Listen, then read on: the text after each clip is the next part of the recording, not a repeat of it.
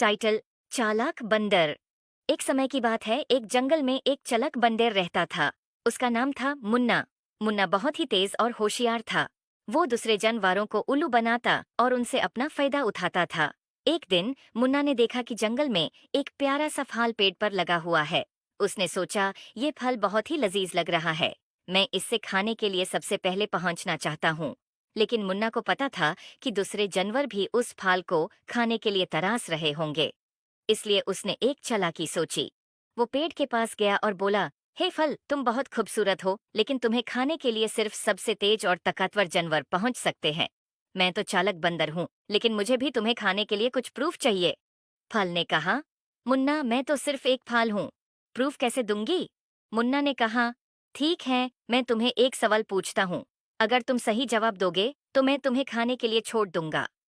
फल ने तैयार होकर कहा, पूछो मुन्ना, मैं जवाब देने की कोशिश करूंगी।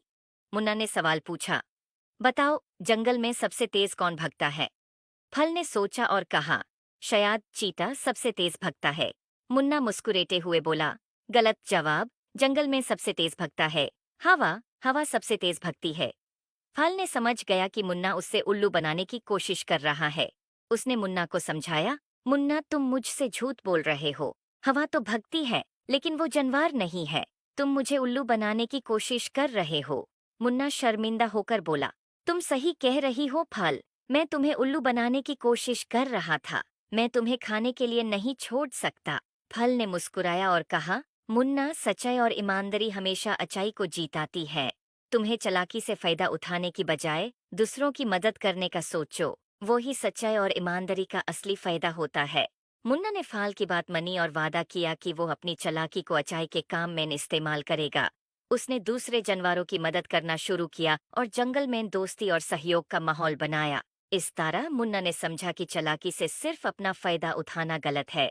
सच्चाई और ईमानदारी से ही असली खुशी और सम्मान मिलता है। याद रखो, सच्चाई और ईमानदारी हमेशा अच्छाई को जीताती है। I hope you like it. Please like and subscribe my YouTube channel.